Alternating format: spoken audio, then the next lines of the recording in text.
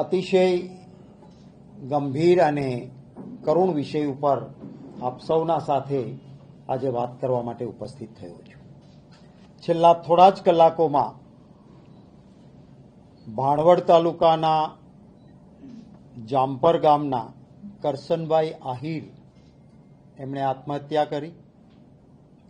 એ જ રીતે ઉના તાલુકાના એક ખેડૂત ઉજળગીરભાઈએ પોતાના શરીર ઉપર પથ્થરો બાંધીને કૂવામાં પડીને આત્મહત્યા કરી. આપણે જગતનો તાત કહીએ છીએ અને કોઈ પણ મોટો ઉદ્યોગપતિ એ વસ્તુ નથી પેદા કરી શક્યો કે જેનાથી માણસના પેટનો ખાડો પૂરાય, એટલે કે ભૂખ મરે.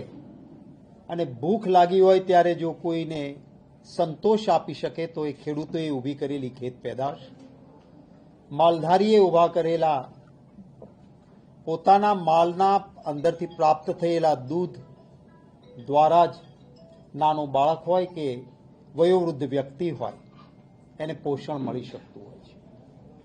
છેલ્લા કેટલાય વર્ષોથી ક્યારેય ખેડૂતોએ ન જોઈ હોય એટલી કારમી ખરાબ પરિસ્થિતિનું નિર્માણ થયું છે. હું પોતે પણ ખેડૂત છું. નાનપણથી ખેતી અને ખેતી સાથે જોડાયેલો છું અને એટલે હું કહી શકું છું કે આવી ખરાબ પરિસ્થિતિ ક્યારેય નહોતી જોઈ કોઈએ. દિવાળી પછીના સમયમાં લગાતાર દિવસો સુધી વરસાદ પડે ત્યારે પરિસ્થિતિ શું થાય? શરૂઆતમાં કદાચ આમ તેમ થાય તો ખેડૂત સંઘર્ષ કરીને પોતાનું ગુજરાન ચલાવી લેતો હોય છે. આત્મહત્યા ખેડૂત ક્યારેય નથી કરતો. પણ આ કારમી પરિસ્થિતિ એટલા માટે કે ચોમાસું પાક વાયો, બિયારણ, ખાતર, દવા, મજદૂરી, તમામ વસ્તુના રોકાણ પછી સંપૂર્ણ પાક તૈયાર થયો છે, એટલે કે મોઢા પાસે કોળિયો આવ્યો એવી પરિસ્થિતિ થઈ. અને જેમ મોઢા પાસે આવેલો કોળિયો કોઈ ઝૂંટવી લે એમ લગાતાર વરસાદ જે આ થયો એના કારણે સંપૂર્ણપણે તૈયાર થયેલો પાક એ ખેડૂતોનો નાશ પામ્યો છે. અને એટલે સંઘર્ષથી ટેવાયેલો ખેડૂત પણ પોતાની ધારણા, પોતાના મનોબળને તૂટતું જોઈને આત્મહત્યા કરે છે. હું પહેલા તો આપના માધ્યમથી તમામ ખેડૂત મિત્રોને વિનંતી કરીશ કે સમય સારો ને ખરાબ બધો આવે, સંઘર્ષ કરીશું આપણે સાથે મળીને. આત્મહત્યા જેવું અંતિમ પગલું ગુજરાતના કોઈ પણ ખેડૂત ના લે. અને મેં આ બે ખેડૂતો જે મારા ધ્યાને આવ્યા હતા એનો ઉલ્લેખ પણ કર્યો. એમને કોંગ્રેસ પક્ષ વતી શ્રદ્ધાસુમન સમર્પિત કરું છું. આખા દેશમાં ખેડૂતો માટે પાક વીમા યોજના છે. આખા દેશના તમામ રાજ્યોમાં છે. ગુજરાતમાં 2020 ઓગસ્ટથી ખેડૂતો માટેની પાક વીમા યોજના બંધ કરવામાં આવી. ડબલ એન્જિનની સરકાર ગ્રામ પંચાયતને તાલુકા પંચાયતથી માંડીને દિલ્હી સુધી થોક બંધ મતો આપનાર ગુજરાતના લોકોનો વાંક શું છે?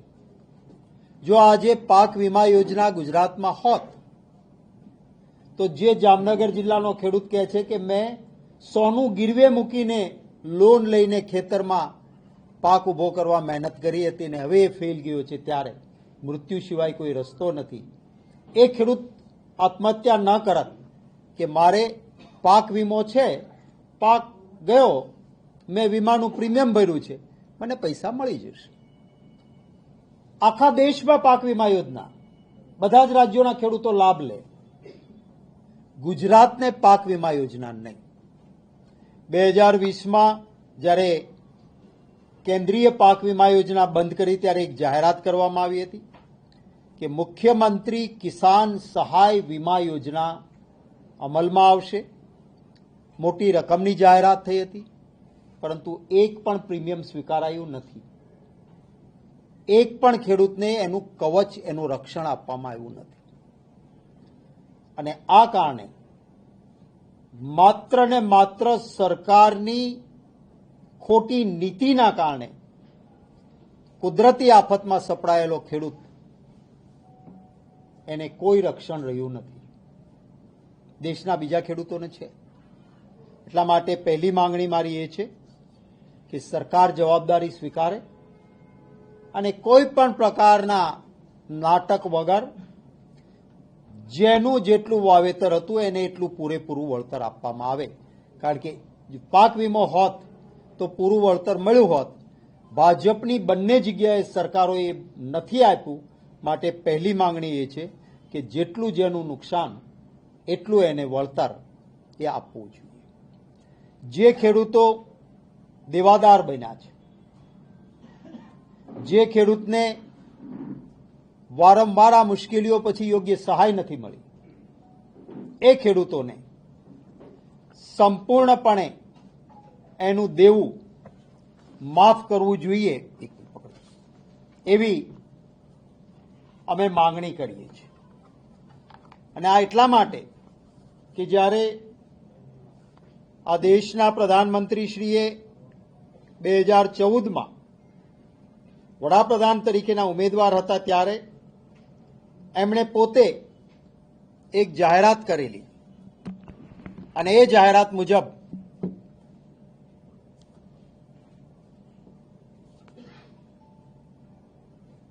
कि मेरे किसान भाइयों को मैं वादा करता हूं कि भारतीय जनता पार्टी की सरकार बनने के बाद पहली ही मीटिंग में पहला ही काम किसानों की कर्ज माफी का कर दिया जाएगा. और मैं खुद इस काम को करवा के रहूंगा. ये मेरी जिम्मेवारी मान लीजिए. આ 2014માં એમણે કહેલું હતું. આજે એ પછી 11 વર્ષ ભારતીય જનતા પાર્ટીને સરકારને થયા. 21 લાખ કરોડ રૂપિયા મોટા ઉદ્યોગપતિઓ એમની લોન માફ કરી સરકારે. 21 લાખ કરોડ. અને એમાં અમુક એવા છે કે જે દેશમાંથી લૂંટીને વિદેશ ભાગી ગયા છે, એમને પણ એમનો કરજો પણ માફ કર્યો. ત્યારે ખેડૂતને આટલી મોટી જરૂર નથી પડવાની. મનમોહનસિંહજી અને સોનિયા ગાંધીજીના નેતૃત્વવાળી સરકાર હતી. ખેડૂતોની મુશ્કેલીને ધ્યાને લઈને ખેડૂતોના દેવા માફ કર્યા. ત્યારે એ સમયમાં તમામ દેશના ખેડૂતોના માફ કર્યા ત્યારે 78,000 કરોડ રૂપિયાની જરૂર પડી અને તમામ ખેડૂતોના દેવા માફ કર્યા. એ પહેલા સ્વર્ગસ્થ રાજીવ ગાંધીજીએ ખેડૂતોની પરિસ્થિતિને ધ્યાને લઈને સંપૂર્ણ દેવા માફીની યોજના કરીને ખેડૂતોના દેવા માફ કર્યા હતા. પાક વીમાના નજીવા પ્રીમિયમમાં ખૂબ મોટી રકમ ખેડૂતોને સ્વર્ગસ્થ રાજીવ ગાંધીજીના સમયમાં મળી હતી. એટલે આજે અમે માંગણી કરીએ છીએ. અમે સત્તામાં નથી ને માંગણી કરીએ છીએ એમ નહીં, સત્તામાં હતા ત્યારે કરીને આવ્યા. આજે અમારી 2 સરકારો છે, કર્ણાટક અને તેલંગાણા. પર એકર 16,000 અને 18,000 રૂપિયા પર એકર ખેડૂતોને આપવામાં આવે છે. તો કેમ ભાઈ ગુજરાતની સરકાર ના આપી શકે? જો કર્ણાટક અને તેલંગાણાની કોંગ્રેસની સરકાર પર એકર 16,000 ને 18,000 રૂપિયા આપતી હોય તો ગુજરાતની સરકાર કેમ ના આપી શકે?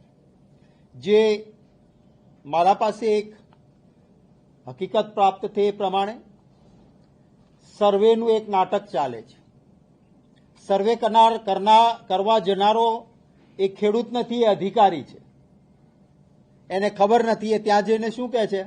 સિંગનો પાથરો આખો પલળી ગયો છે, કાળો થયો છે, એમાંથી સિંગનો દાણો તોડીને ખોલીને ખાય છે. આ તો હજી સિંગ હારી.